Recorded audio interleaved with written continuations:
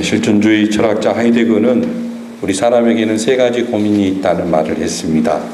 하이데거가 말하는 우리 사람의 세 가지 고민은 첫째가 물질이고, 두 번째가 사람이고, 세 번째가 그 사람 자기 자신이다 하는 그런 나라고 하는 말을 했습니다.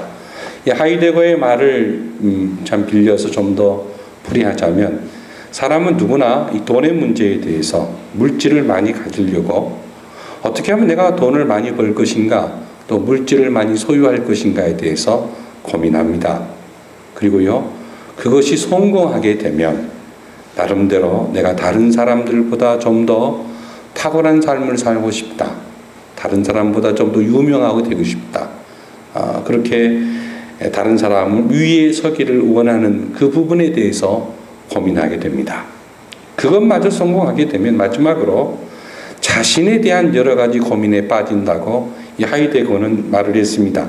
그러면서 하이데거는 이 세 가지 고민에 대해서 결코 해결책이 쉽지 않다고 그는 주장합니다. 첫 번째 고민, 이 돈에 대한 문제는 어느 정도 노력하면 벌 수 있는 문제고, 어느 정도 노력하면 가질 수도 있는 문제이다. 그는 그렇게 말하지만, 두 번째 고민을 풀 수 있는 것은 극히 어렵다. 사람을 다스리고 사람 위에 서는 것은 정말 힘든 일이다라고 하이데거는 얘기합니다. 그 다음에 하이데거는 마지막으로 나 자신에 대한 존재 문제의 고민은 정말로 풀 수 있는 사람이 한 사람도 없다, 그런 유명한 말을 했습니다.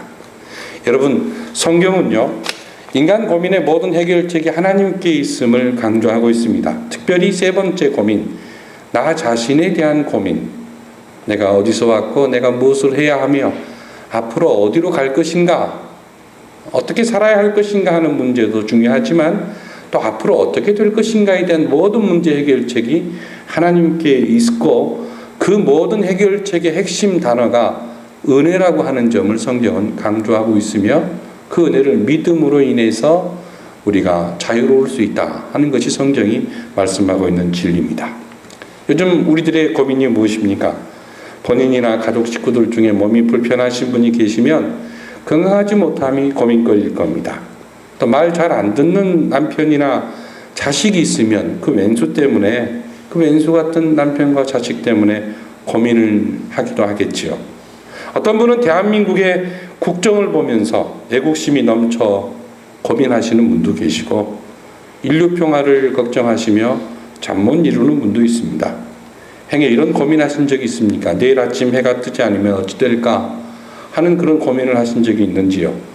어린 시절에 그런 고민 하신 분이 있다면 굉장히 심성이 아름답다라고도 할 수 있을 겁니다. 또 잠들었을 때 오늘 밤에 지진이 일어나면 어찌 될 것인가? 심지어 요즘에는 어떤 아이들 가운데 이런 고민도 한대요. 아니, 북한의 김정은은 왜 저렇게 빨리 결혼하였고, 신사의 품격에 나온 장동건과 김하늘은 그렇게 멋진데 그 나이 먹도록 결혼도 못했을까? 이유가 도대체 뭐지? 김정은은 어떻게 일찍 결혼하고 장동건과 김하늘은 저렇게 멋진데도 결혼을 늦게 하지? 뭐 쓸데없는 생각을 할 때도 있다는 거예요. 아이들의 생각일 뿐이죠. 하여간에 우리가 다양한 고민거리를 가지고 지금 살고 있습니다. 누군가 이야기하기를 우리가 고민하는 것들의 대부분은 실제로 발생하지 않는다라고 얘기하기도 합니다만, 엊그제 저와 함께 사는 사람이 목요일날 몸이 굉장히 아프다고 그러더라고요. 그리고는 아침에 일어나서 집을 나갔습니다. 가출한 건 아니고 일하러 간 겁니다. 근데 집사람이 나간 다음에 갑자기 저 친구 만약에 더위에 쓰러져 죽으면 어떻게 되지? 설마 그런 일이 발생하려고 하면서도 우리 두 사람의 앞으로 있게 될 장례식을 한번 제가 머리로 그려보았습니다. 아내가 나 먼저 자연사를 하게 되면 이 아내의 몸은 흔한 몸이 아니니까 인류 발전을 위해서 시신기증을 해야 되겠다고 제 마음속으로 생각을 했습니다. 하지만 불의의 사고로 숨을 거두게 되면 화장을 해서 인천 앞바다에 자유롭게 뿌려줘야 되겠다고 생각을 잠시 하게 됐어요. 그 나 또한 내 몸도 보통 신비한 몸이 아니기 때문에 아내와 똑같은 방식을 참 추구해야 되겠다, 이렇게 마음을 먹고 이제 그 다음 날 제 아내에게 이것을 얘기해 주었습니다. 여차여차해서 이리 생각을 해보았네. 앞으로 자네가 그렇게 되면 그렇게 하겠네 라고 제가 얘기를 했어요. 앞으로 혹시라도 나도 그렇게 되면 그렇게 해주소 하고 얘기를 했더니만 아내와 난 바다가 싫은데, 아니 기껏 생각하는 게 바다야? 내가 제일 싫어하는 게 바다인데 바다에 둥둥 떠다니라고? 어휴, 청개구리가 따로 없다니까. 그런 사람만 그냥 나무 밑에 묻어주세요 이러더라고요. 근데 딸은 이 바다에 뿌려주어서 자유롭게 다니라고 해주고 싶었는데, 바다에 뿌리는 걸 제일 싫다니. 자, 우리가 결혼하기 전에요, 심혈을 기울이면서 뭘 준비합니까? 결혼식을 준비하잖아요. 가끔요, 자기 자신의 이 장례식을 깊이 묵상하면서 그걸 준비하고 머리로 그려보는 것도요, 좋을 것 같기도 합니다. 제가 얼마나 쓸데없는 생각을 하였는지 참 어제 오후에 제 딴에 바다에 뿌려주면 좋을 것 같아 그리 말한 것이 생각이 나서, 그 다음에 나무에 묻어달라고 하는 말이 생각이 나서 혼자 있으면서 피식피식 많이 웃었습니다. 자, 오늘 우리가 읽은 본문에 고민하는 한 사람이 등장합니다. 이 사람은 부자요, 관리입니다. 이 마태복음에는 이 사람을 가리켜 부자 청년이라고 말하고 있죠. 부유한 집안 출신에다가 재주도 매우 비상하고 남보다 빨리 안정된 자리에 오른 사람으로 분명히 보여집니다. 이 사람의 고민이 무엇입니까? 내가 무엇을 하여야 영생을 얻을 수 있을까 하는 고민이었습니다. 매우 고상한 고민이죠. 실존에 대한 고민입니다. 하이데거가 제시했던 세 번째 그 본질에 대한 고민이에요. 여기 영생이라고 하는 단어는 구원이라고 하는 단어로 대체할 수가 있습니다. 유대인들은요, 세상 종말이 되면 하나님 나라의 백성들은 부활하게 되고 영원한 생명을 누릴 수 있다라고 하는 믿음을 갖고 살았습니다. 종말이 오게 되면 메시아가 유대인들에게 나타나서 죽은 사람이 부활하고 그리고 새로운 생명을 부여받아 영원히 살 수 있을 것이라고 하는 신념을 가지고 유대인들이 살고 있었어요. 그래서 메시아가 오는 그 시기가 세상 종말이고 하나님의 백성들이 구원받는 시기라고 하는 것을 그들은 믿고 기다렸던 겁니다. 본문에 있는 이 부자 관리가 예수는 메시아다라고 하는 그러한 신념을 가지고 믿음을 가지고 예수님께 나왔다라고 하는 말씀이 있습니까? 없습니까? 그런 말씀이 없습니다. 그가 그런 믿음을 가지고 나왔는지 불분명합니다. 아니, 저는 확신하기를 예수님은 메시아다라고 하는 분명한 믿음의 소유를 가지고 이 부자 관리가 예수님께 나오지 않았다고 생각합니다. 왜냐하면 이 부자 관리와 예수님의 대화를 깊이 묵상하다 보면 바로 예수님께서 부자 관리에게 하신 말씀을 보게 되면 굉장히 예수님의 마음이 만족스럽지 못한 모습으로 나타나고 있거든요. 선생님, 선한 선생님이요, 내가 무엇을 하여야 영생을 얻을 수 있습니까? 하는 이 질문은 대단히 좋은 질문인데도 불구하고 예수님은 이 부자 관리의 질문하는 태도에 만족하지 아니하시고 오히려 이렇게 말씀을 하세요. 내가 어찌하여 나를 선하다고 일컫느냐? 하나님 한 분 이외에는 선한 이가 없느니라. 이렇게 엉뚱하게 답을 하십니다. 자, 여기서 우리가 주의를 기울이셔야 됩니다.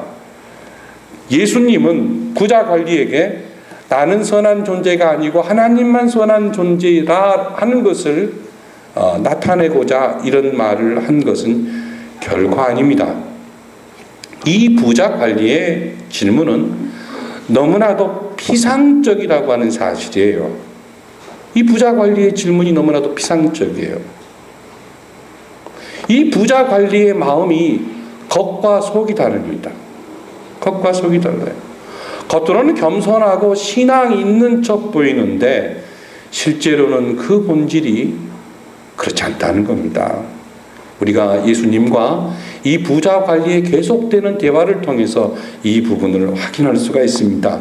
정말로 이 부자 관리가 예수님을 선한 선생으로 믿고요, 또 예수님이 하신 말씀을 따라 영생을 얻기를 소원했다면 나중에 그가 어떻게 해야 되죠? 예수님의 말에 순종했어야 되는 거죠. 그런데 그가 나중에 보면 그렇게 하지 않습니다. 자, 20절 이하에 보게 되면 예수님은 율법들을 이 부자 관리에게 여러 가지로 나열합니다. 그랬더니 부자 관리는 21절에 선생님, 저는 어렸을 때부터 이런 것을 지켰습니다. 이건요, 굉장히 이 사람이 믿음이 좋은 것처럼 보이는데 모순적인 모습입니다. 일부러 자기 스스로 애써서 어린 시절부터 율법을 잘 지키고 살아왔다고 착각하는 부자 관리의 모습일 뿐이에요. 지금 이 부자 관원은 정말 자기를 속이고 있습니다. 그리고 예수님을 속이고 있는 거예요. 그런데 예수님은 이 부자 관리의 마음을 꿰뚫어보고 계시는 겁니다. 여러분, 본문을 깊이 묵상하면은 이 부자 관리가 정말로 율법이 명령한 대로 진정으로 이웃을 사랑하였는지 저는 의문스럽습니다. 정말 가난에 시달려서 절망적 상황에 빠진 이웃을 돌아보았는지 그 진정성이 이 부자 관리에게 엿보이지 않습니다. 21절 이하의 모습 때문에 정말 그런 거죠. 예수님은 율법을 어린 시절부터 잘 지켰다고 자기 자신을 표현한 이 부자 관리에게 뭐라고 말씀하십니까? 너에게 오히려 한 가지 부족한 점이 있다. 그 부족한 점은 부자 관리가 그동안 가난한 사람을 사랑한 적이 없다는 것을 지적하고 있습니다. 그러니 너에게 부족한 것이 있다. 그 부족한 것이 있으니까 그것을 메우기 위하여 너의 모든 것을 팔아 가난한 사람들에게 나눠주라. 그리하면 하늘에서 너에게 보화가 있을 것이다. 그리고 와서 나를 따르라고 말씀하셨습니다. 여러분, 우리가 마태복음, 마가복음 강의를 계속하고 지금 누가복음에 와서 이 본문의 말씀을 다시 재창하는데 22절에 있는 이 말씀이 도대체 어떤 의미로 부자 관리에게 주어지고 있습니까? 그리고 오늘 본문에 읽는 저와 여러분에게는 어떤 의미로 이것을 받아들여야 할 것일까요? 이건요, 일종의 예수님을 따르면서 예수님을 따르고 자기 존재의 문제를 해결하고자 한 그 부자 관리를 테스트한 일종의 시험이었습니다. 일종의 시험이었어요. 정말 예수님이 이 부자 관리가 다 팔아서 주기를 원하셨을까요? 이 부자 관리의 마음을 이미 읽고 계셨다니까요. 우리가 이 말씀을 정말 오해해서는 아니 됩니다. 저는 이 시간 구원은 오직 하나님의 은혜라고 하는 측면을 이 이야기를 통해 다시 한번 저와 여러분이 가슴속 깊이 되새기면 좋겠습니다. 이 부자 관리에게 무엇이 문제입니까? 이 부자 관리에게 있는 문제를 먼저 한번 짚어보도록 하죠. 이 부자 관리에게 있는 문제는 첫 번째로요, 무엇을 해야 영생을 얻을 줄로 오해하고 있다는 거예요. 내가 무엇을 하여야 영생을 얻을 수 있습니까? 핵심은 무엇을 함으로써 영생을 얻을 수 있다라고 하는 거예요. 자, 사실 하나님의 법을 다 행하면 살게 되고 그리고 영원한 생명을 누릴 수 있었습니다. 하나님의 계명 선악과를 따먹지 말라고 하는 그 계명을 어김으로 영원한 생명을 에덴에서 상실했던 것을 우리는 창세기를 통해 너무나도 잘 알고 있습니다. 하나님의 백성답게 살아갈 수 있도록 하나님이 그 백성들에게 주신 은총의 선물이 율법이었거든요. 그 율법을 지키면 영원한 생명을 누리고 하나님의 약속하신 축복을 누릴 수 있다는 것이 성경의 약속의 말씀입니다. 그런데 문제는 저와 여러분이 그 어느 누구도 하나님의 법을 완전하게 지킬 수 있는 존재가 없다는 데 문제가 있는 거예요. 그래서 그 비참함을 사도 바울은 알았기 때문에 의인은 없나니 하나도 없다. 모든 사람이 죄를 범하였으니 하나님의 영광이 이르지 못하더니 이렇게 고백했던 겁니다. 자, 그런데 바울과 달리 이 부자 관리는 어떤 행위를 통해서 내가 영생을 얻을 수 있다라고 오해하고 있는 겁니다. 이것이 바로 부자 관리의 잘못된 전제입니다. 잘못된 신앙의 모습입니다. 자, 청년이 던진 질문 자체는 굉장히 좋은 질문인 것처럼 보여지지만 실제로는 교리적으로나 신학적으로 대단히 문제가 많이 있는 질문이라 아니할 수가 없습니다. 내가 무엇을 하여야 영생을 얻을 수 있습니까? 자, 여러분, 우리가 주변에서 예수 믿으세요, 교회 다니세요 라고 얘기했을 때 어떤 사람이 제가 어떻게 해야 구원받을 수 있지요? 이런 얘기를 할 때 여러분들은 대체적으로 무엇이라고 대답하십니까? 예수 믿으세요 라고 한다든가 아니면 교회에 나오세요. 이런 말을 할 거예요. 그죠? 자, 예수님께서 내가 무엇을 해야 영생을 얻을 수 있겠습니까? 라고 하는 그 질문에 우리처럼 답하지 않았어요. 이것이 예수님의 독특성입니다. 이것이 예수님의 위대함이에요. 예수님은요, 그래, 너는 무엇을 해야만 구원을 얻을 수 있다라고 생각하니 내가 너의 눈높이에 맞추어서 답을 주겠다 하시면서 답을 주신 거예요. 이 얼마나 주님의 멋진 모습인지 모르겠어요? 자, 내가 무엇을 하여야 구원을 얻을 수 있겠습니까? 라고 하는 그 질문에 대해 주님께서는 그 사람의 눈높이에 맞춰서 내 가진 거 다 팔아 가난한 사람들에게 나누어 주어라. 이렇게 말씀하셨던 거예요. 그러자 그 부자 청년이 고민하고 예수님을 떠나버렸던 거죠. 결국 이 이야기는 무엇을 의미합니까? 부자 청년 속에 있는 죄악을 주님께서 은연중에 폭로하신 거죠. 이 부자 청년은 자기 자신이 얼마나 영생을 사모하고 있다고 믿었지만 예수님 앞에서 네가 가진 돈을 다 팔아서 가난한 자에게 주어라라고 했을 때 그런 영생과 돈 사이에서 머뭇거리며 고민하면서 떠나가지 않을 수가 없었던 거예요. 즉 이 청년의 문제는 첫 번째 내가 무엇을 하여야 구원을 얻을 수 있습니까? 라고 하는 이 구절에 나타나 있지만 이것은 구체적으로 보면 둘째로 이 부자 관리는 실제적으로는 영생보다는 돈을 사랑하면서 미래에 대한 불안으로부터 해방되고자 하는 피상적인 믿음의 사람이었다는 거예요. 피상적이었다. 피상적이라는 말 아시죠? 겉만 그렇게 보였다는 거예요. 겉만. 겉으로만 믿음 있는 척 보였다는 거예요. 이게 이 사람의 문제였다는 겁니다. 그죠? 이 부자 청년을 실족하게 한 것이 무언가요? 돈에 대한 집착입니다. 돈에 대한 집착이었어요. 그리스도를 따르기를 원하는 모든 사람들에게 그리스도께서는 맨 먼저 요구하시는 것이 뭐냐면 너 자신을 포기하라는 겁니다. 너를 포기하라는 거예요. 자기를 부인하고 자기 십자가를 지고 나를 쫓지 않는 자는 내게 합당치 않다고 말씀하셨습니다. 영생은 바로 그런 사람들에게 주어지는 거잖아요. 구원은 그런 사람들에게 선물로 주어지는 하나님의 은혜의 방편이거든요. 하나님은 바로 예수 그리스도를 통해 우리 인간을 심판하시고 하나님은 예수 그리스도를 통해 우리 인간을 구원하십니다. 그래서 그분은 우리의 유일한 위로자이시고 구세주이신 것이죠. 몇 년 전에 인터넷에 그 이병철 삼성그룹 회장과 김동원 목사께서 생전에 인터뷰한 내용들이 글이 뜬 적이 있어요. 이병철 회장께서 삼성그룹의 한국 최고의 부자였잖아요.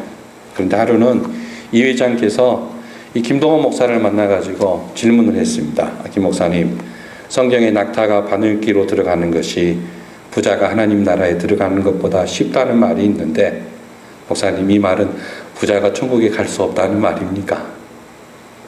이 이병철 회장도 하이데거가 말한 세 번째 고민에 인생 말년에서 굉장히 심각한 고민을 하고 있었습니다. 이때 이 김 목사님이 회장님, 예수님의 말씀은 부자가 천국에 갈 수 없다는 말이 아니라 부자가 재물이 많기 때문에 하나님을 찾을 일이 별로 없다는 것을 의미하기도 합니다. 이렇게 돌려서 얘기를 했어요. 그 다음에 이병철 회장에게 김 목사님이 두 가지를 공고했습니다. 회장님은 앞으로요, 하나님을 아는 일과 돈을 나누는 일을 많이 하셔야 할 것 같습니다. 그때 이병철 회장이 굉장한 고민을 하고 자리를 떠나갔습니다. 그는요, 겉으로는 표현하지 않았지만 정말 속으로 많은 자기 실존에 대한 고민을 했던 겁니다.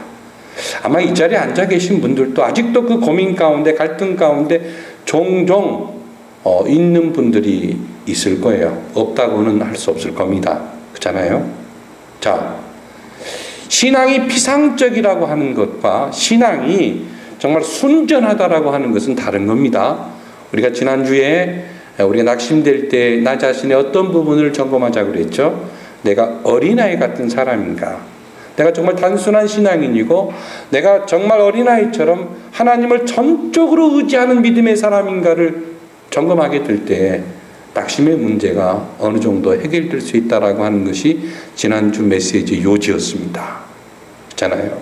비상적이라고 하는 것은요, 겉과 속이 다른 것입니다. 겉과 속이 달라요. 겉과 속이 달라요. 이게 지금 부자 관리의 문제의 핵심이 이겁니다. 행위로 말미암아 구원 얻는다라고 하는 문제점도 갖고 있었지만 그는 속과 겉이 달랐어요. 이것이 더 큰 문제였습니다. 하나님은요, 저와 여러분이 하나님 앞에 나올 때마다 내 마음을 쏟아놓기를 원하십니다. 내 마음을 쏟아놓기를 원해요. 입술로 벌려서 말할 수 없어도 내 마음의 진정성을 하나님 앞에 내려놓기를 원하신단 말이에요. 근데 부자 관리는 아니었어요. 그것이 부족했던 겁니다. 실제적으로 이 글을 쭉 읽으면 말씀을 보면서요, 이 부자 관리는 자기가 바리새인들처럼 부족함이 없는 사람인 것으로 확신했어요. 착각했습니다. 율법적인 규례를 잘 지켰던 사람임에 분명해요. 오늘날 버전으로 말하면 예배도 참 잘 드렸고 교회에서 요구하는 것들도 신실하게 지켰고 신앙인처럼 나쁜 짓도 안 하고 좋은 사람, 좋은 면만 보이는 그런 성공적인 케이스의 사람인 것처럼 분명히 보여집니다. 그런데 문제가 있어요. 문제가 뭡니까? 하나님 앞에 철저하게 낮아짐이 없다는 겁니다. 자기를 버림이 없다는 것. 이것이 문제였습니다. 뭔가 하나는 버리지 못해요. 뭔가 하나는 버리지 못해. 그것이 바로 돈에 대한 욕심이었습니다. 영생도 얻고 싶은데 돈에 대한 욕심을 버릴 수가 없는 거예요. 재물에 대한 탐욕을 버릴 수가 없는 거예요. 그 집착을 버릴 수가 없는 거예요. 그래서 고민해서 예수님을 떠나갔던 겁니다. 결국 자기를 부인하고 내가 좋아하는 것에 대한 집착을 포기한다는 것을 가리켜 우리는 희생이라고도 말할 수가 있습니다. 신앙은요, 희생입니다. 신앙은 희생이에요. 마틴 루터는 우리 그리스도인들에게는 세 가지 회심이 필요하다고 얘기했습니다. 가슴의 회심, 내가 죄인임을 인정하고 예수님을 나의 구주, 나의 하나님으로 영접하는 사건이 첫 번째로 필요하고, 두 번째로는 내 마음의 회심. 내 마음의 회심이 일상적으로 삶 속에서 뱉어내는 말과 행동 속에서 드러나는 것이고 하나님의 백성다움으로 나타나야 하는 것이고, 마지막으로 세 번째는 돈 지갑의 회심이다. 이런 말을 했습니다. 자, 본문에 등장한 이 부자 관리는요, 예수님께서 얘기하는 이 이야기를 듣고는 결국 근심하면서 다른 복음서에 보면은 돌아갔습니다. 이 부자 관리, 부자 청년에 대한 이 이야기를 와츠라고 하는 화가가 그림을 하나 그렸어요. 보통 우리가 그림을 그릴 때 사람 인물을 어디를 그립니까? 정면을 그리잖아요. 아니면 정면을 그릴 수 없는 그런 경우는 측면을 그리기도 하잖아요. 그런데 이 와츠는 이 부자 청년의 그림을 정면이나 측면을 그리지 않고 뒷모습을 그렸습니다. 등을 보이고 뒤통수를 보이고 그냥 자기 갈 길로 나아가는 그 모습을 와츠는 그림으로 그렸어요. 그리고 부자 청년 관리라고 제목을 정했습니다. 왜 이 청년이, 바로 이 관리가 예수님께 등을 버리고 등을 돌리고 등을 보이면서 걸어갈 수밖에 없었습니까? 그것은 자기 자신에 대한 이기심, 욕심, 탐욕을 버리지 못했기 때문에 그렇습니다. 이 부자 관리에게 있어서 재산이 얼마나 중요했겠어요. 그 재산이 자기를 오늘을 있게 한 근거잖아요. 성공하게 한 근거잖아요. 심지어 신앙생활 하는데 회당에서 폼나게 하나님을 섬기는 근거가 된 것도 이 재산이 아니었겠습니까? 그런데 그것을 다 포기하라고 한 예수님의 말씀을 듣고 등을 돌릴 수밖에 없었던 거예요. 그런데 주님은 그것을 요구하고 있습니다. 주님은 저와 여러분에게 그것을 요구하고 있어요. 자, 다시 말하면 저와 여러분이 가장 소중하게 여기는, 이건 내가 생명과도 같다라고 생각하는 소중한 것들을 하나님 앞에서 내려놓기를 원하신단 말이에요. 그것이 무엇일까요? 이 부자 관리에게는 돈이었겠죠. 그런데 각 사람마다 다 다를 것입니다. 아마 다를 것이에요. 저와 여러분에게 각 사람마다 이 부분은 조금씩 다르게 나타나게 될 것입니다. 자, 그러면서 예수님은 고민하며 돌아가는 그 부자 관리를 바라보는 사랑하는 제자들에게, 얘들아 보아라, 부자가 천국에 들어가는 것이 낙타가 바늘기로 들어가는 것보다 정말 힘든 것이다 하시면서 그 유명한 말씀을 하십니다. 그때 제자들의 반응을 보십시오. 제자들 생각 속에는 무슨 생각이 있었냐면요, 부자는 하나님의 축복을 받아서 부자가 되었다고 하는 구약적 사고가 있었어요. 혹시 여러분들도 부자를 보면 저 부자는 하나님이 복을 주셔서 부자 됐다고 생각하시는 분들 여기 계시는 분 있을지 모르겠어요. 근데 오늘 이 시간으로 생각을 바꾸세요. 뭐냐면요, 부자를 하나님이 만드신다라고 하는 그 말이 틀린 것은 아니지만 그렇다고 다 맞는 것은 결코 아닙니다. 결코 아니에요. 유대인들은 부자는 하나님이 만드신다라고 하는 생각을 했기 때문에, 선생님 그러면 저렇게 율법도 잘 지키고 하나님의 축복을 받은 듯한 저 사람도 못 들어간다면 누가 구원받을 수 있습니까? 이렇게 얘기하는 거예요. 그때 예수님이 정말 유명한 말씀을 하시죠. 오늘 핵심 키워드가 27절입니다. 27절 다 같이 읽어보겠습니다. 이르시되 무릇 사람이 할 수 없는 것을 하나님은 하실 수 있느니라. 다시 한번 읽어보겠습니다. 이르시되 무릇 사람이 할 수 없는 것을 하나님은 하실 수 있느니라. 하나님은 하실 수 있다. 이게 바로 정답이었어요. 그래서 구원은 전적으로 하나님의 선물입니다. 우리는 단지 하나님이 구원에 대해서 하신 일에 대해서 우리는 인정하고 그 구원의 선물을 받을 뿐이에요. 우리가 이 말씀을 잘못 비약시켜서 구원받기 위해서는 재산을 다 팔아 가난한 사람에게 나눠 주어야 되겠다, 그렇게 오해해서는 결코 안 될 것입니다. 지금 본문에서 주님께서 요구하시는 것은 뭐냐면, 부자 청년, 자네는 영생을 사모하고 있지만 자네는 자네 자신이 죄인이라고 하는 점을 인정하지 못하고 있으니 이것이 가장 큰 문제야, 지적하시는 거예요. 영생을 얻고 싶어 하지만 자신의 죄인됨을 이 부자 청년은, 부자 관리는 인정하지 않고 있습니다. 여러분, 우리가 영생을 얻기 위해서는 내가 죄인임을 분명히 인정해야 됩니다. 깨달아야 됩니다. 그래서 예수님은 엉뚱한 방법으로, 기가 막힌 방법으로 너희 재산을 다 팔아서 가난한 사람들에게 주어라 하시면서 이 부자 관리의 죄성을 드러내신 거예요. 너는 영생을 사모한다고 하면서 돈을 사랑하는 죄인 아니냐? 넌 죄인이야. 이걸 드러낸 거예요. 그러니까 너는 비상적이다, 신앙이. 너의 그 탐심이 해결되지 않으면 네가 아무리 영생을 사모한다 할지라도 그 영생은 너의 것이 될 수 없다는 거예요. 우리가 하나님의 구원을 선물로 받는 것은 대전제가, 출발점이 나는 죄인이라고 하는 여기서 출발돼야 합니다. 단순한 아이들에게 선물을 줄 때 이 선물 저에게 뇌물로 주시는 거죠. 이 선물 주신 다음에 저에게 일 많이 시키려고 그러시는 거죠. 그 순간 선물은 달아납니다. 주려고 하는 사람이 기분 나빠서 안 주죠. 뭐 얘가 이렇게 영특해, 악해, 뭐 이렇게 계산적이야. 난 너 같은 사람과 사귀기 싫어. 선물 반납. 난 너를 사랑하기 때문에 선물 준 것이고 너는 그냥 무조건적으로 받으면 되는 것인데 뭐 그렇게 복잡하게 이것저것 생각해서 선물에 대해서 계산한다면,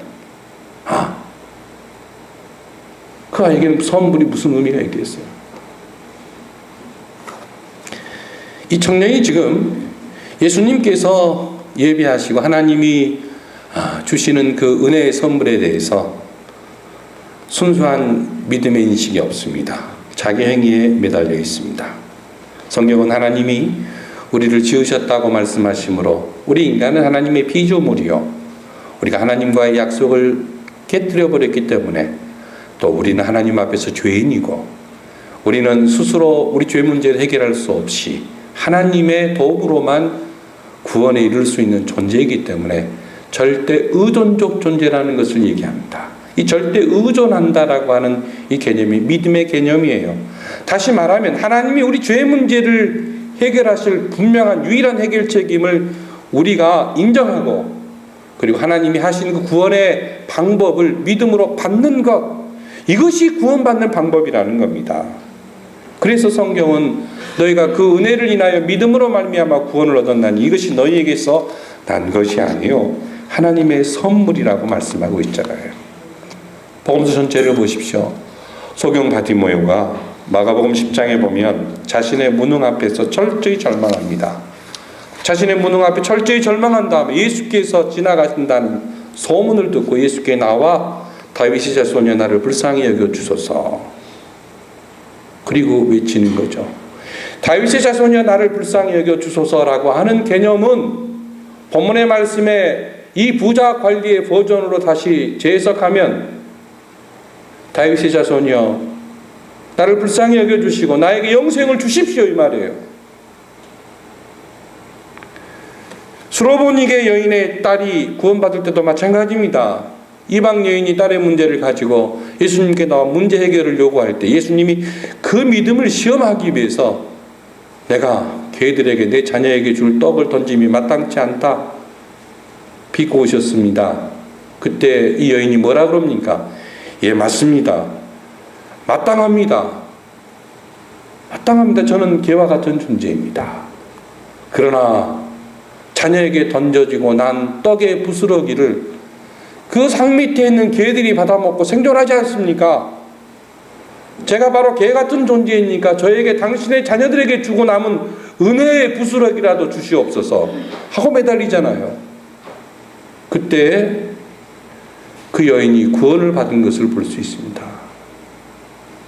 뭐예요? 나의 자신에 대한 철저한 죄성, 절망을 인정하는 겁니다. 약복강가에서 야곱이 밤새 뭐 했겠습니까? 밤새 저는 회개 기도했으리라고 생각합니다. 다윗도 마찬가지고요. 다윗은 얼마나 울었던지 침상이 눈물로 젖을 정도로 기도했다. 시편 51편에 말씀을 하고 있습니다. 성경에 구원받은 사람들의 공통점이 유일하게 등장하는데요. 한결같이 어떤 공통점이 드러나냐면 나는 부족합니다, 나는 악합니다라고 하는 공통점이 드러납니다.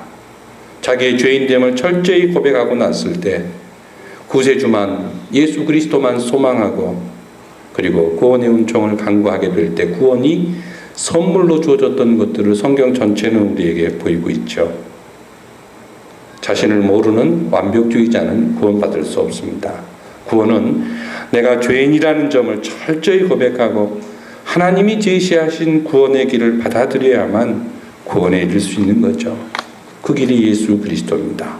그래서 성경은 주 예수를 믿으라 그리하면 너와 네 집이 구원을 얻으리라 말씀하시고, 하나님이 세상을 이처럼 사랑하사 독생자를 주셨으니 이는 저를 믿는 자마다 멸망치 않고 구원을 영생을 얻으리라 말씀하셨습니다. 그렇습니다. 지금 이 부자 관리에게 필요한 것은 철저한 예수님에 대한 믿음이었고 그리고 하나님의 구원의 방편을 받아들이는 것이었는데, 그는 영적으로 매우 교만한 자기 죄성을 인정하지 않는 그런 모습으로 등장합니다. 말씀의 결론입니다.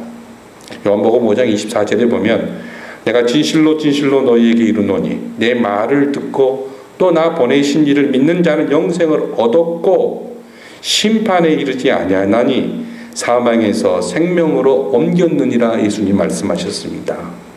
오늘 본문에는 예수님께서 사람이 할 수 없는 것을 하나님은 하실 수 있느니라 그렇게 말씀하시므로 구원은 하나님의 은혜의 결과임을, 영생은 하나님의 주권적 사역으로 우리 인간 죄인에게 주어지는 선물이라고 하는 것을 성경은 말씀하고 있습니다. 우리가 하나님 앞에 나와서 예배하는 것, 그 은혜가 감사하기 때문에 그렇습니다.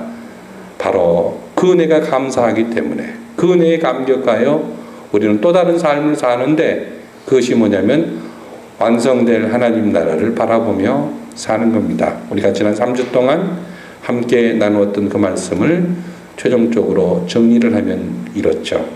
우리가 낙심될 때마다 행여라도 우리의 믿음이 하나님이 인정하시는 그 믿음이 아닌가 점검해 볼 필요가 있는데, 그 첫 번째가 뭐였습니까? 바로 인내의 기도를 하고 있는가. 그리고 두 번째가 나는 겸손한 신앙의 성품의 소유자인가. 그리고 마지막 세 번째가 어린아이 같은 사람인가.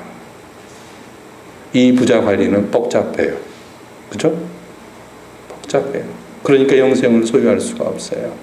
하나님 나라는 어린아이 같고, 그리고 또한 그 나라의 은총을 누릴 수 있기를 소망한다면 우리의 심정이 겸손하게 하나님 앞에 인내를 가지고 믿음의 표현을 하는 사람들이라고 말할 수 있습니다.